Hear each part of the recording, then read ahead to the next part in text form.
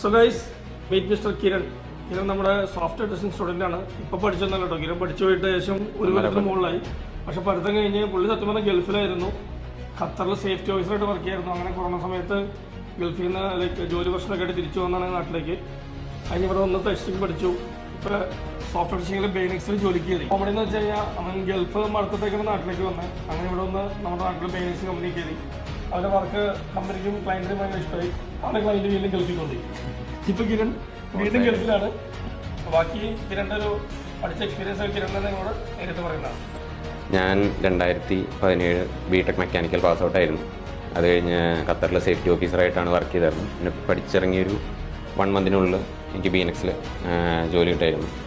Training ആണെങ്കിലും ഇപ്പോൾ ശ്രീദേവി മിസ്സും രുക്മ മിസ്സും നല്ല രീതിയിലൊരു സ്റ്റാർട്ടർ അല്ലെങ്കിൽ ഒരു IT ബാക്ക്ഗ്രൗണ്ട് ഇല്ലാത്തവർക്കാണെങ്കിലും ബേസ് തൊട്ട് പറഞ്ഞു തരുന്ന ഇവിടെ പറഞ്ഞ് ഒരു സപ്പോർട്ടിങ് തരാറുണ്ട്.